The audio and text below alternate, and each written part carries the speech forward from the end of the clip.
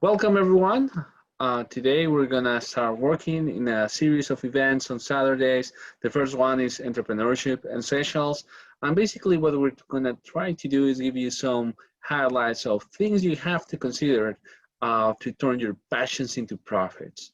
Most of the things we know is that people have experience, they have a sidekick, side job, maybe you go to some events in a year and you want to make this more a permanent income for you. So you have to consider things in order to go around and be able to make money out of this. Okay, so today this series is sponsored by Score on Monmouth. Please go ahead and explain a little bit more of Score. Okay, hi, my name is Michael Alvarez. I'm a SCORE mentor. And I'd just like to say a few words about SCORE because I'm sure a lot of you are not familiar with our organization. SCORE is a national nonprofit organization comprised of approximately 10,000 volunteers working throughout all 50 states. We are men and women with business backgrounds who give their time and expertise basically to help small businesses succeed. And that's the whole objective of the organization. We mentor individuals who are planning to start a business and those who are already business owners. We also provide seminars and now webinars to help individuals expand their business knowledge. Services are totally confidential, and best of all, they're free. So that's a little recap of who we are. And we and UCEDC are here to help you make your dreams come true. So thank you for those words, Michael. So one of the things you want to consider before starting a business is taking into consideration counseling services that are free for you. So remember, SCORE is one of those organizations that will provide help for you at no cost. And they have expertise in different industries. Some of them, they may, if you want to open a restaurant, maybe they have a person, a volunteer that owns a restaurant, and he or she can give you a really good understanding of things that you have to consider before opening, because it's expertise on that specific industry. And that's the wonderful thing about SCORE is the expertise can be specific for the industry that you're looking into opening a business, and they can provide you really good information, not just an overall view of a business plan, but specific to you. So take advantage of those. So let me talk a little bit more about UCEDC. UCEDC is a nonprofit too. We're a private nonprofit. We have 3 lines of services. We provide loans, training, and government contracting. Training, we provide training with partnerships like SCORE, and other organizations that provide also services for free, like the small business development centers. That's something that you want to look into. Okay, the loans that we provide, they're designed for people that they're not into banking or they cannot access funds on the regular banking system. So with really small loans, we have one line of service that's small loans from $500 to $50,000. And we actually work with entrepreneurs, people that just want to get started. We can give you funds up to $25,000. We have another line of service that's community advantage. That's from $50,000 to $250,000. And we have the 504. That's for commercial property, and if you want to buy equipment, huge equipment, that's for $500,000 to $5 million. And the beauty of those loans are the interest rates are really low.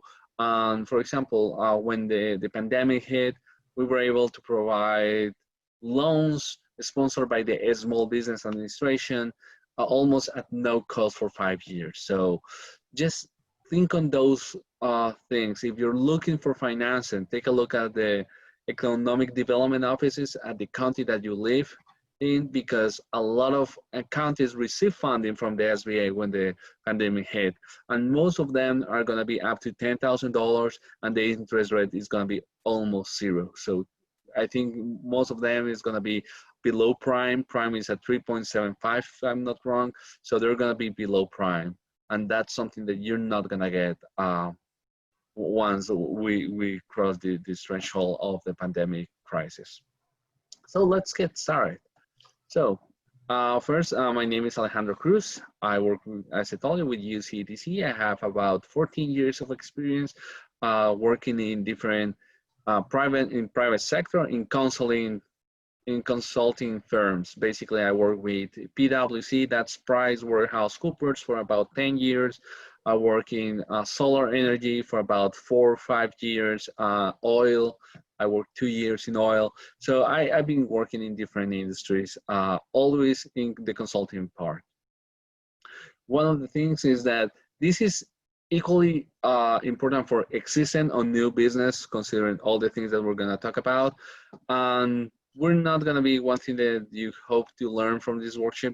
We do that question once we're in a live environment, one-on-one, basically, a presentation, just to know what you want to learn. But let's get started and see how things go. One of the things that we always say before you start your business is you have to do an assessment. You have to be completely honest with yourself about your skills, your finances, how those will impact your engagement with this new endeavor, because it's gonna take a lot from you. So please do an assessment. Do you have the expertise? Do you know the product or service that you're gonna launch into the market?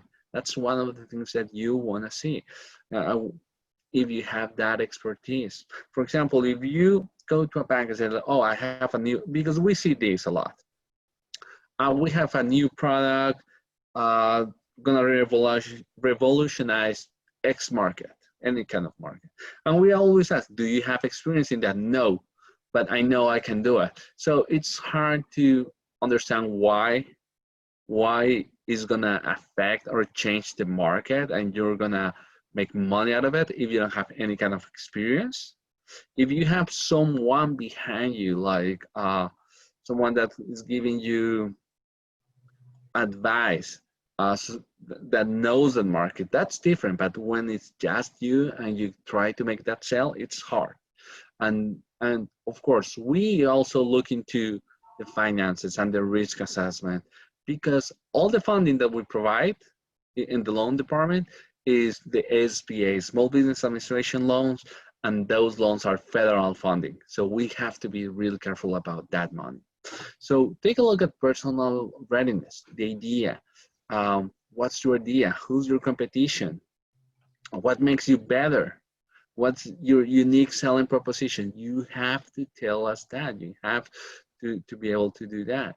On the market, who's your target market? Where are you gonna sell it?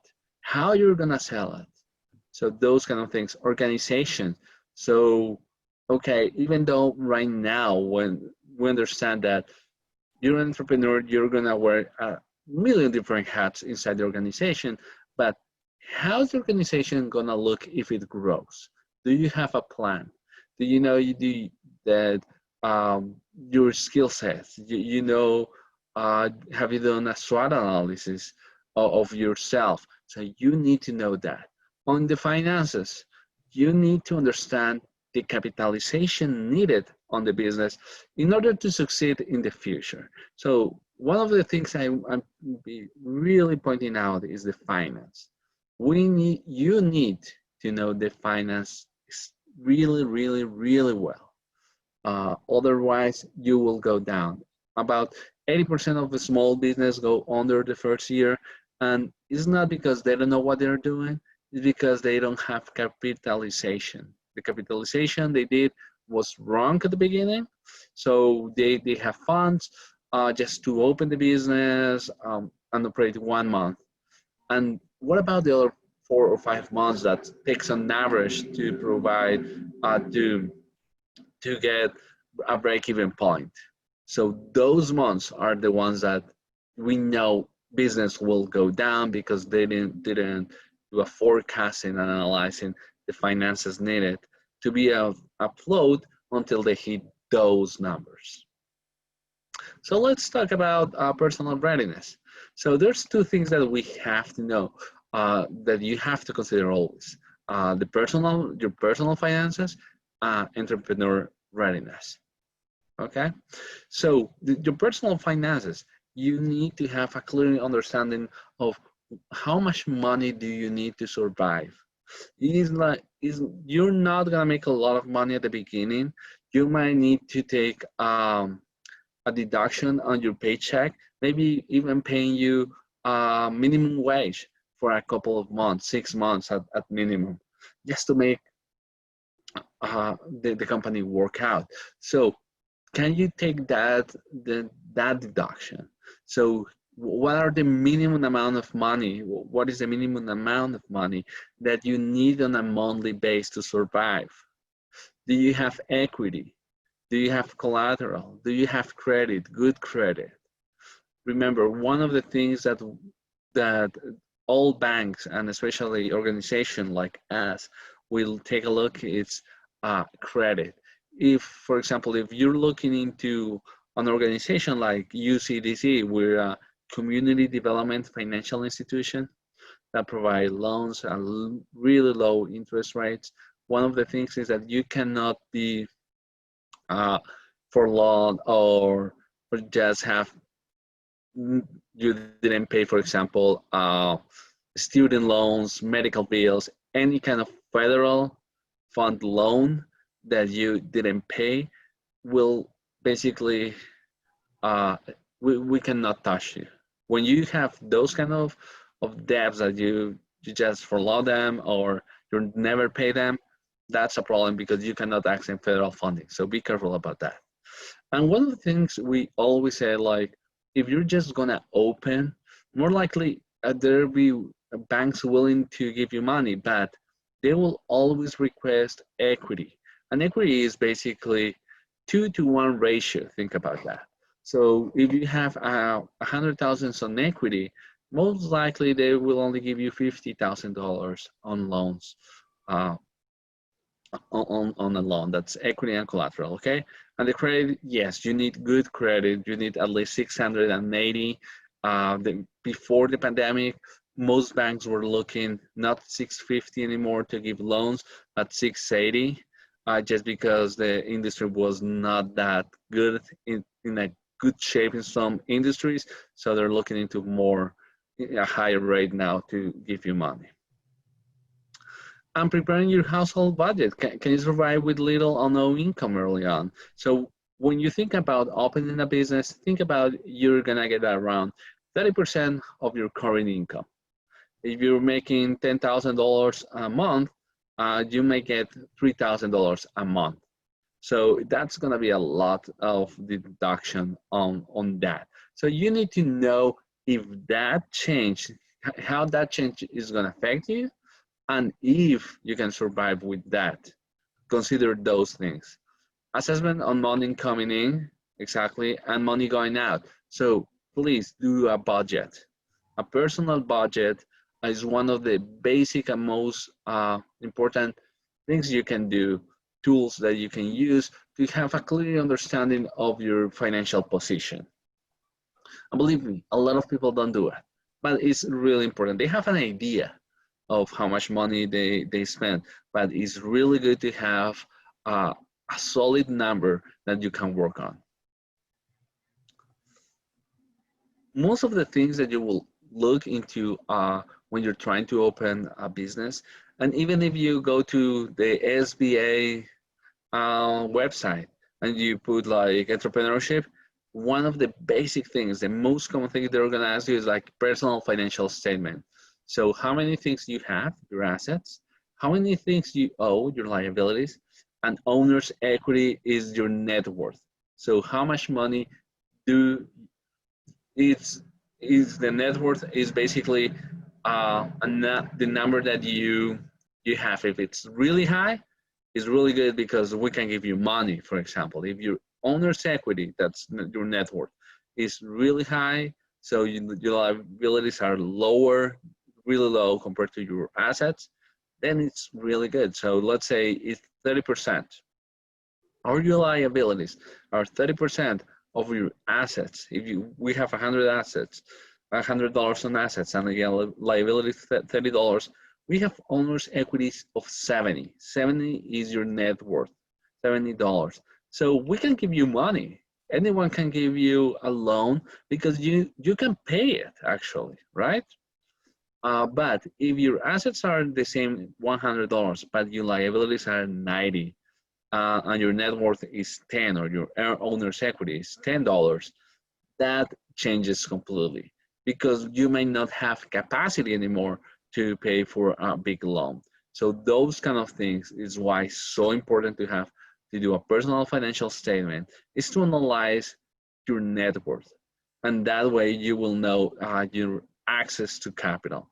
One of the things I will always say is when you're looking into access to capital, please don't look at internet lenders because they're actually they're out of the rule of the banking system, so they can charge you up to 80% of interest rate. So I've seen people paying 300 or 400% or 3 or 4 times the loan in 1 year.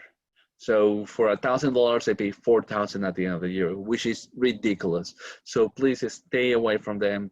There's no way you can make a profit if you go into business with these people. Personal credit. One of the things we always say with personal credit is you have to know your credit score. This website, annualcreditreport.com, is basically it won't provide you and the score itself. It will provide you a list of all the transactions that appear on your credit score for all the 3 bureaus. So why is this important? Because you can dispute if something is wrong, you know? Maybe you have the same name as another person and they put one of his or her transactions under your name. And when you check this, you can dispute those things. So you can get one report per bureau per year. So if there's 3 bureaus, you can actually set up the whole year and monitor every 4 months. You can access one, then the other one, and the other one. So you can cover the whole year and make sure that it's actually accurate, all the transactions that appear there. So this is the actual, I will say, always be really, really careful about this website, because once you Google annual credit report, the first ones will be ads. So it will be like credit report or annual credit, and they will be missing one word. And when you enter in those, they will sell you like, oh, you have to pay $20 a month for 5 months to access this information. And it's insane, it's wrong, and despicable of these people to do it, but be careful. So this is the correct website, annualcreditreport.com. And this is a federal website, so it's fine. They will ask you your social security, name, and simple things that you will get, and that's it. One thing is that if you're a legal alien, but you don't have a social security, but work permit and things like that, you won't be able to access this information. It's only with social security number. Let's talk about the idea. So we all know that, and we all been there, that I have this great idea, but believe me, if you have an idea, someone else already had it. So what makes your idea better than them? Is the service, is the technology, is how making the delivery of that service of product to your client. What makes you unique? And remember, what's your unique selling proposition? So, origin of idea, is there a market? Of course, you will always have and take a look at if there's a market. There was something really, really great. There was in 1904 or 5, around most cars were electric cars. New York had at around 60 electrical cars on the police department, but there was no market because they were really expensive, and gas engines took over. So the market disappeared.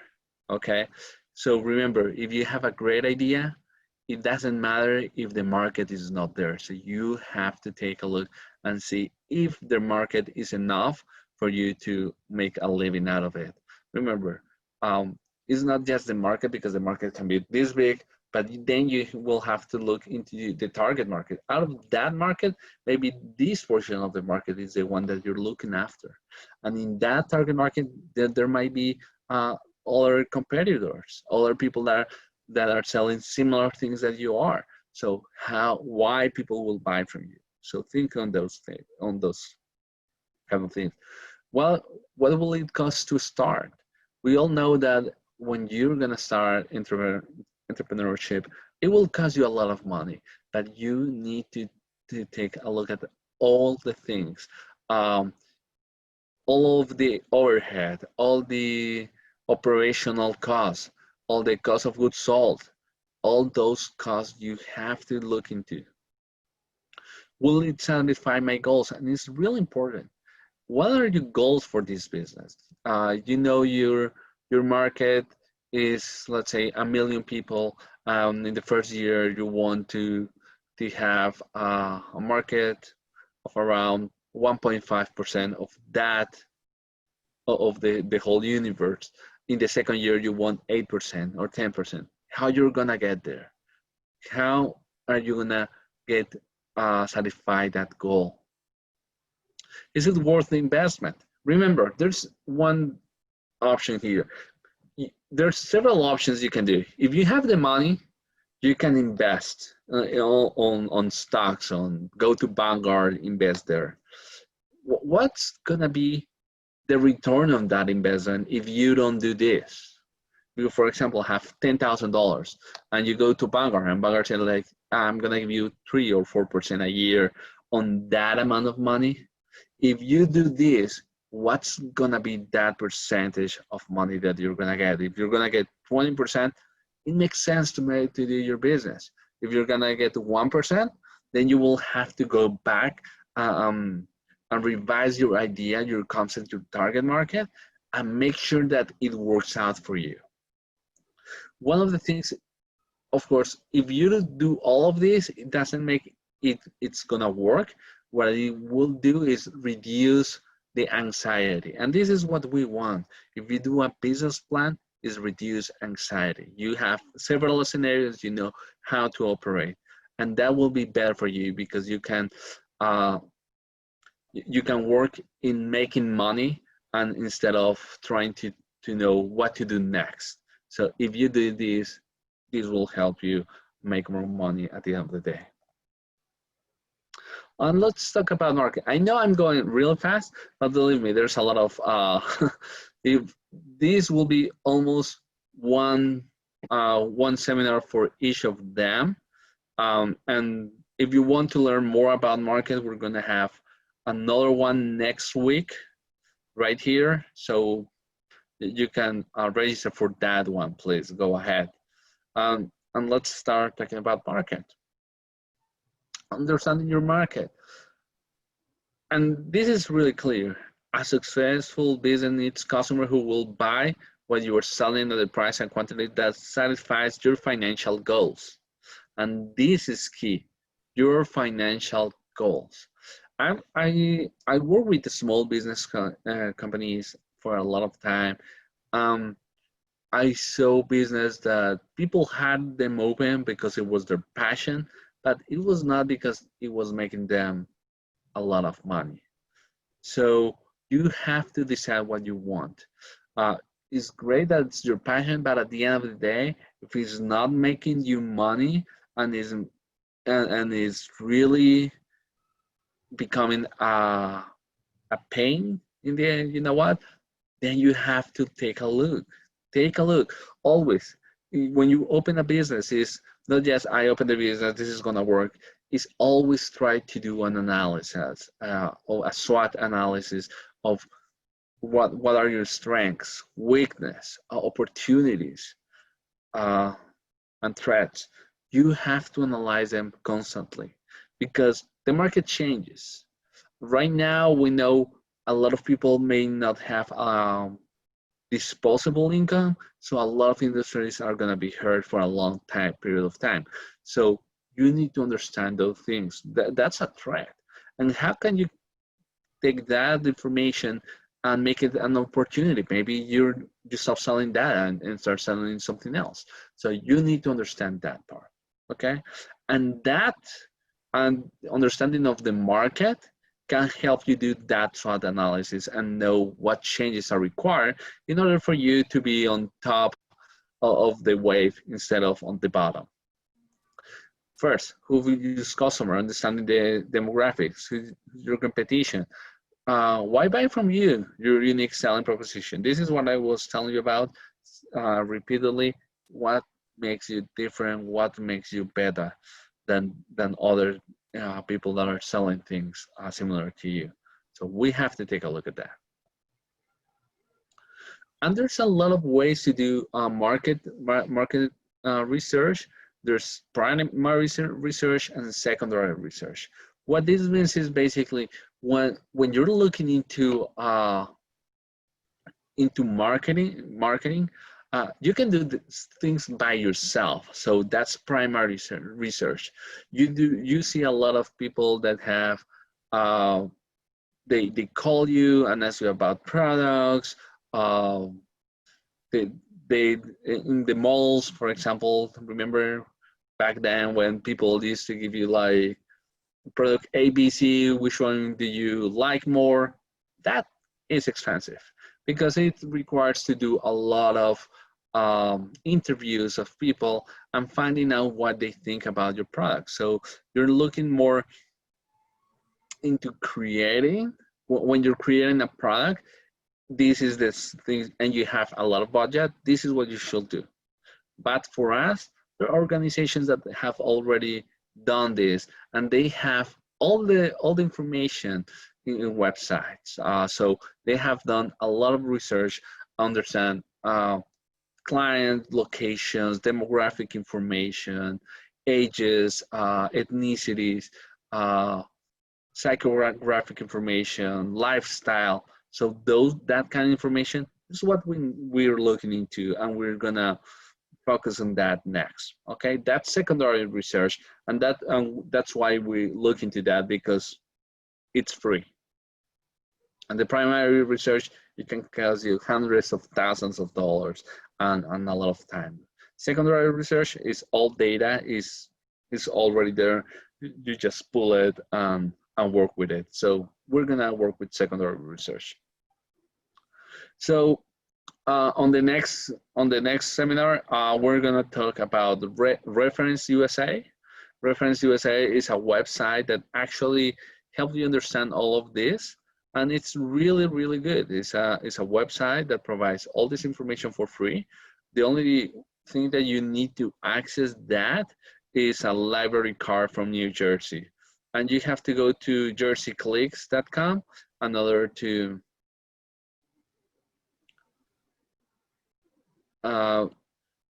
you will only need, sorry, I was looking at the chat, but you will need your library card from New Jersey and go to jerseyclicks.com. I will send all this information to Michael, and Michael will send the email. You have their contact information, right, Michael? Yes, we do. Okay, so Michael will send all of these that I'm talking about. No worries, I will send them. So you have access and you can take a look and see where your target market is, okay? Target market, a group of customers most likely to buy the products or services of a particular business. And this is, what's the average customer that you're gonna have? That should be your target market. And always remember, we're looking for, when you do target market, we actually are looking to segmentation of that market, because remember the 80-20 rule. 20% of your clients are gonna generate 80% of your income. And those are the ones that we want to have in highly,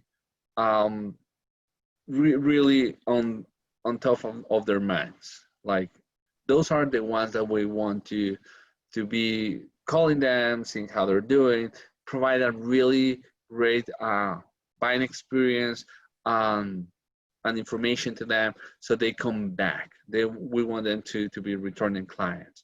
And that's really critical because they provide about around 80%. So that's key. And remember, when we're doing the marketing, we also have to identify our competition, who's direct, indirect, remote, and we can look at different ways. We can look at geographically, for example, business. If I have a restaurant, a pizzeria, maybe direct are gonna be all the fast food locations that are gonna be in 10 miles around me. Indirect, the same locations that's gonna be around, the same type of restaurants are gonna be 20 miles from where I am. And remote are the ones that I have to keep looking at them, because they're gonna be below after 20 miles radius, but they might move. So I have to take a look and see what they're gonna do. So always monitor them, try to see what they're doing, and make it. And one of the things I've seen is you can monitor them, and if they're doing something, take a look at what they're doing and try to do it better and launch it on your website. Always be on top, okay? And remote can be, for example, those restaurants are about that being over 20 miles radius. For example, supermarkets, instead of buying from you a pizza, they buy all the ingredients to make a pizza. So you have to take a look at those. And what sets you apart from the others? This is the most important thing. As we were saying, is like, you're gonna have competition, maybe companies that are already have a clientele on that specific market that you want to enter. So why people will start buying from you instead of continue buying from the other organization? So you have to define that. I always say, take a look at customer service. Customer service, always people say like, oh yeah, customer service is good. Believe me, customer service, if you provide a really good experience, people will go back to you. One of the things I always say is, your unique selling proposition cannot be your price. You cannot enter a market with a really low price and then increase the price, because if that's what sets you apart, what happens when you start increasing the price to make a profit out of it? People may stop coming, because that was what makes you different from other organizations. So that shouldn't be. So it should be something else that you provide. What's the added value that you can give to your clients? Let's talk about organization. Organization is really one of the things that you want to do is identify the processes of your business. What's the key processes? What are the processes that you need to keep up and running all the time? What skills do you need to accomplish them? Do you have those skills? If you don't have them, can you recognize the gap? Can you go out and find someone with those skills to help you out? And that's how will you bridge the gaps. So you don't need to hire all that people. You may want to have an advisory board, people that can provide you with those skills, but you don't have to basically have them like full-time working for you, because you don't need them. So it is important. So once you evaluate your skills, you know who's gonna be doing the work. The owner, the employee, the advisor, outside resources. So you need to know. And most important is how you're gonna, if you have employees, are they gonna be contractors? Are they gonna be under you? You're gonna hire them directly? Because remember, in New Jersey, we're gonna the government is going to increase the minimum wage until $15. So right now it's I think $11. So in 2024 we're going to hit $15. Yeah. So we're going to hit $15, and that's a lot. And in New Jersey you have to pay unemployment. That's one of the taxes that you have to pay. So it can become more expensive to have someone. So if remember, if you want to have an employee, do you want to be a full-time employee with you under your organization? Do you want to have a contractor? Because if you have a contractor, that's a different way of thinking about paying them. But there's some things they cannot do because they can be categorized a full-time employee. So in order to understand those, it's good to have an advisory board. You need a lawyer, you need an insurance provider, I always say an accountant. Those are minimum the 3 people that you want to have. I know you're just getting started. You might think if you're a small organization, you don't need some of these people, but you want anyway to have that kind of access. So I will say the SBDC. Michael, have you worked with the SBDC before? Yes, we have.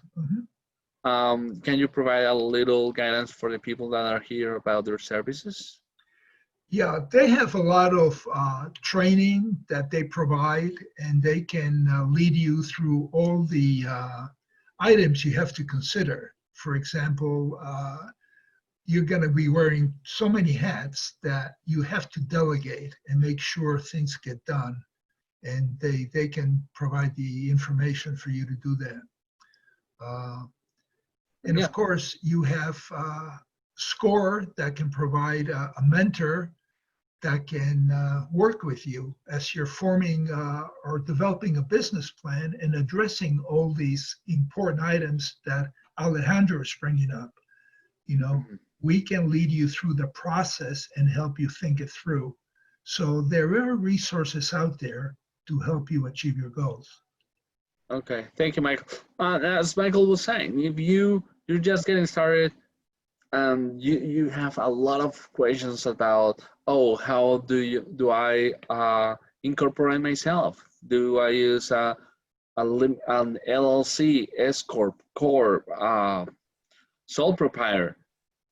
You don't want to make that commitment right away until you speak with an expert. And I will say the SBDC is a free service that can provide all of those kind of counseling service. Okay, your management team, and let's talk about finance.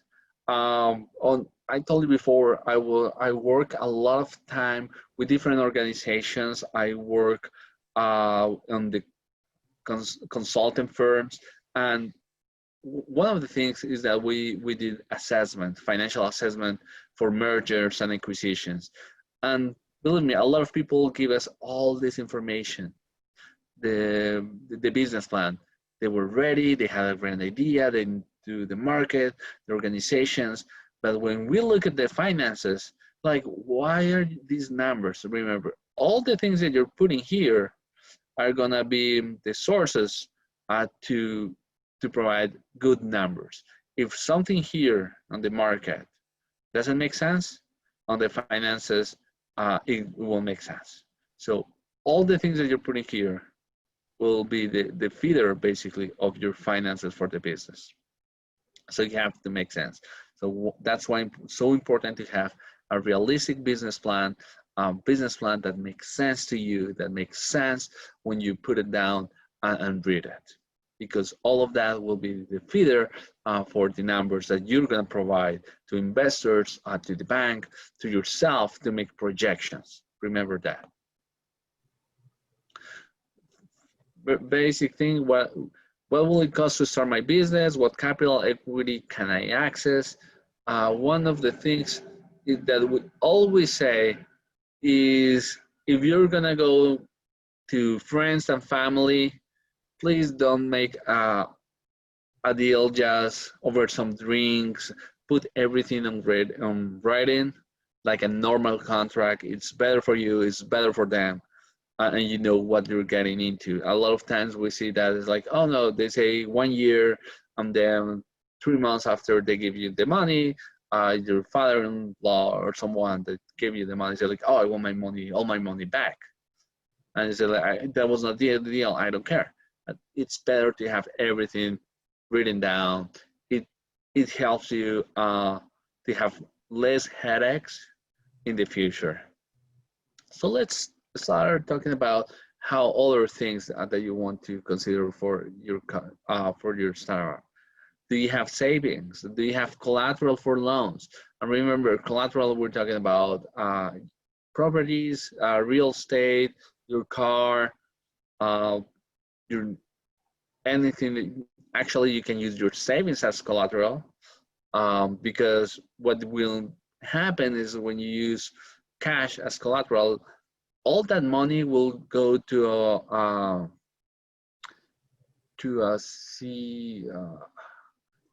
financial instrument. I don't recall the name.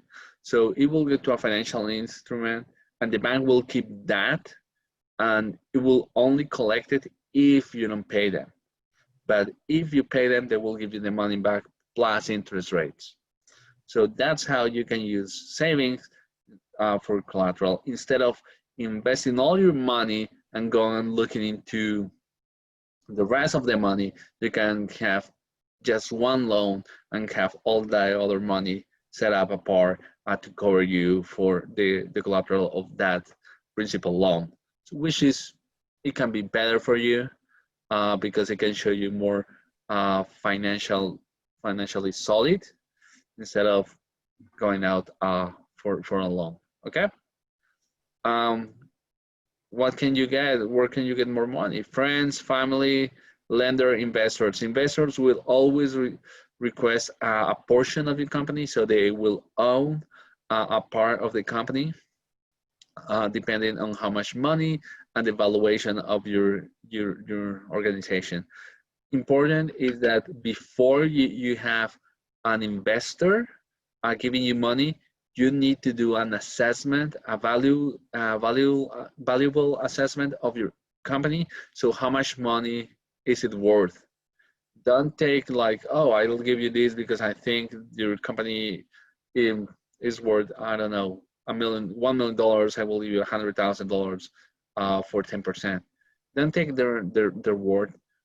It's better to have a third party doing evaluation, analysis, so they can determine what's the correct portion for X amount of money. That's important.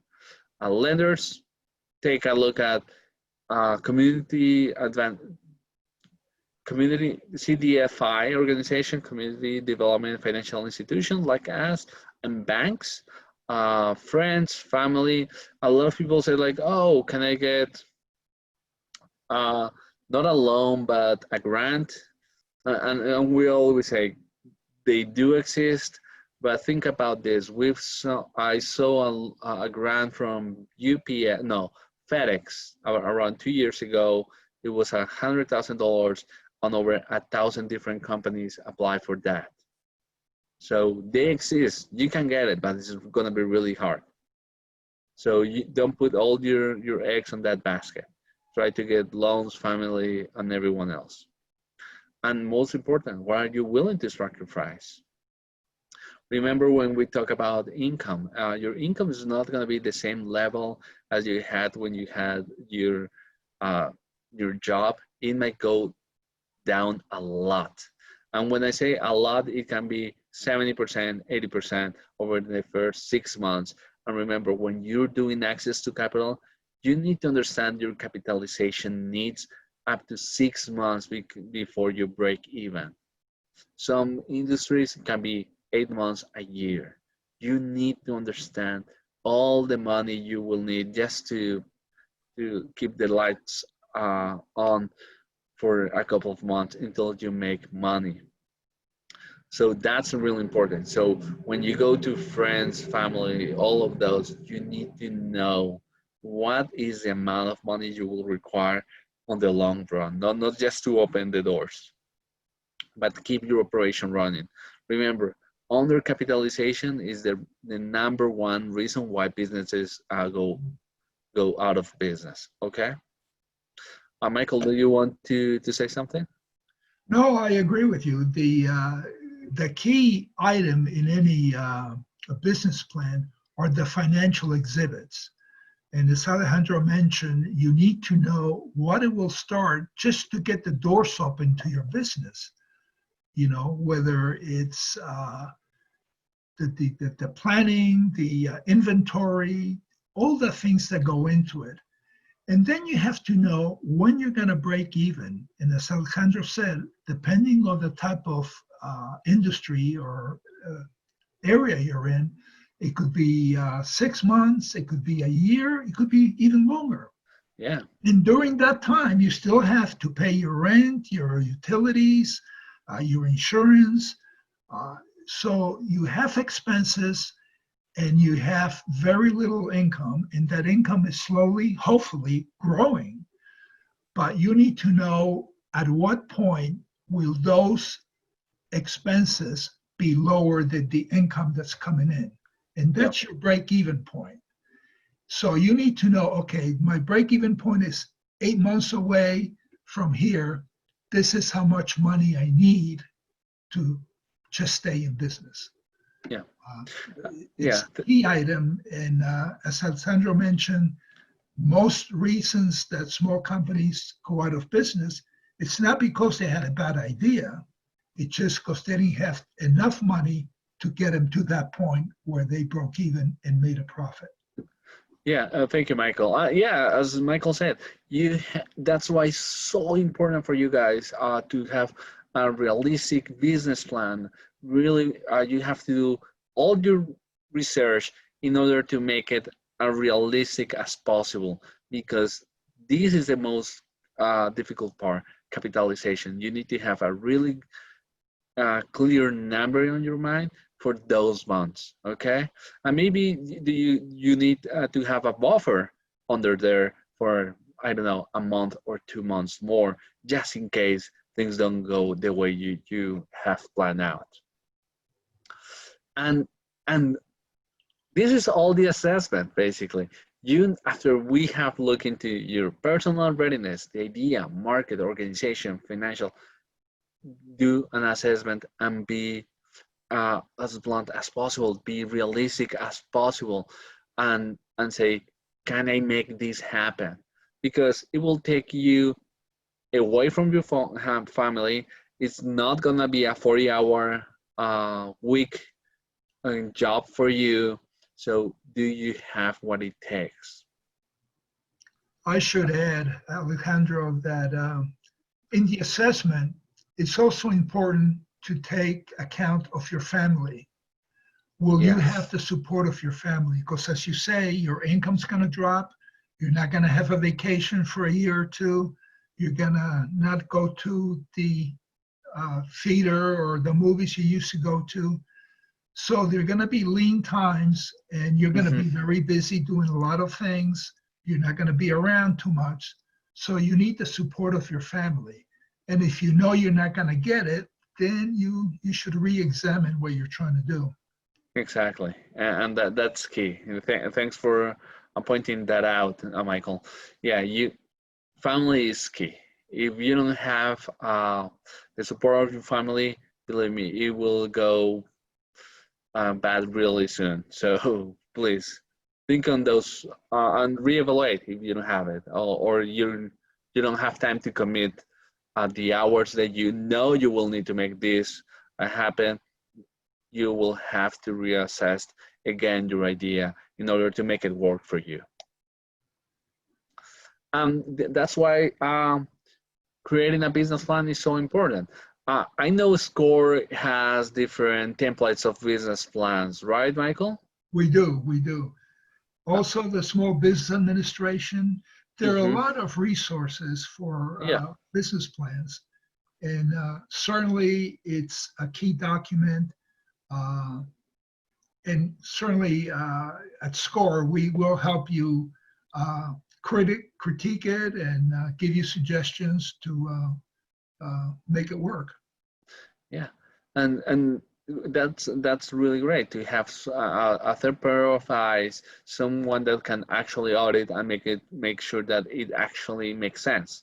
So the basic things that any business plan will have is describe your goals and objectives of the business. Just demonstrate how the business will achieve them. So what's going to be your marketing strategy, the marketing mix, what's your price, cost of goods sold. So all those kind of things, because then you will analyze actually if it's a profitable business, if there's a market for that business, and you have a unique selling proposition that will help you grow your market share. And this is really simple. Of course, it doesn't have to have all of these items. I know TD Bank has templates, PNC Bank, I think, has templates, SBA, SCORE, the SBDC has templates that you can use. But usually you will see something like this, the executive summary, the mission statement, business description. This is really key, the business description, because here you can actually provide information about your expertise on that specific market. And that will give the reader an idea of why this is gonna work. Maybe you say, like, I have 10 years of experience in the automotive industry and I know X, Y, Z. That's why this product or service is gonna work. So that will help you a lot. Marketing plan, the 4 Ps, price, product, place, promotion, and placement. So we will take a look at the 4 Ps and make sure that mix of all of them actually increases your ability to gain gain clients on your target market. That's the whole idea. Operations and management plan and financial plan. Of course, the financial plan is gonna be basically all the other parts of the business plan are gonna be supporting that financial part of the business, okay? That's everything that should be included. Michael, do you think that there should be something else? No, basically it's it. Look at a business plan as your vision of your business, and all your thoughts are being put down on paper. And as you go through this, it helps you clarify and focus just what you're trying to accomplish. And as you go through, you might say, wait a minute, I said something in this section that contradicts this. So it helps you sharpen your interest. And remember, this is a document that a lender or an investor is going to read and say, okay, I can understand your business and it makes sense. And the financial exhibits will show that, yeah, there are earnings there enough to pay my loan or give me my return on my investment. So it's a critical document for others that are going to see it, but more importantly for yourself, for you to get a hold of all your thoughts, put them down on paper, and make sure that it all makes sense. Yeah, and one of the things I always say is that if you create a business plan, you open your business, you have to reevaluate all of these things every year. Just take a look, read it again, if it makes sense. You have things change, can you update it? Because it's really important. If you, for example, go out of vacation and you have a business plan, you can give it to your subordinate, to someone inside your company, and they know what they have to do. So how the business runs, what is expected, everything. So it actually helps a lot to have this in written. Okay, so I think that's all we have. 1 hour, as we told you guys. We have a couple of minutes, but is there any question at this point? You can unmute yourself, I think, and let us know.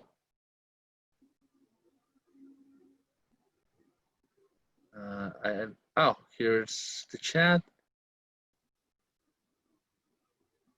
Okay, I have expensive medical building experience working full-time for a medical practice. I want to start a consulting business. In order to have a consulting relation with any medical practice, I need to sign a BAA, Business Associate Agreement, which is required by HAPAA laws. By signing the BAA, I'm assuming any cost, is there any data breach of patient information? Like, okay, now this is really specific about your industry. So one of the things I will say is that it might be really good for you to contact the SWOT because they have consultants. Maybe they have a lawyer in their consultant list that can actually provide you a feedback on this question. Also, I don't know if, Michael, do you have anyone on the health industry maybe? Well, you know, one thing about SCORE is that we're nationwide. So our particular chapter that serves Monmouth County might not have the expertise on this.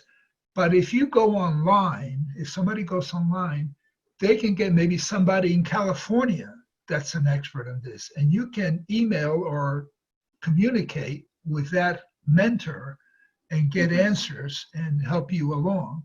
So it doesn't necessarily have to be local.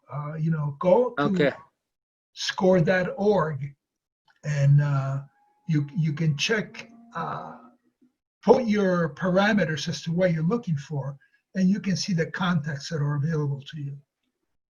Yeah, that will be good. And I will always say contact the SBDC, as they have different consultants that provide services for them. You might be able to find someone that help you in this. As this is so specific, I will go with them. Is there any other question?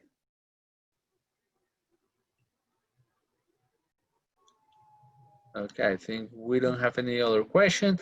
Remember, we'll be sending this as a PDF. Michael, I will send you this not today, but on Monday I will send you the presentation. And people can, so you can forward them this and some other links. I will send you the reference USA. So please, if you're thinking about opening a business, look into your marketing, look into the target market. What are you looking? People, geographically, income, ethnicity. You can look into that using this solution.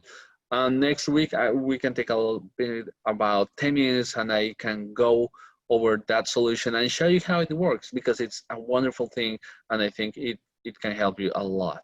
Okay, that's all I have. Thank you so much for your time. I really appreciate it.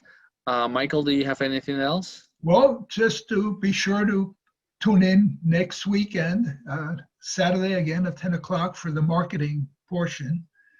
And again, thank you all for being a participant and have a great weekend and a safe one. Yeah. Okay. Thank you, everyone. Have a good one. Michael, you have to close the presentation, but thank you. Okay? Okay. Goodbye. Bye-bye.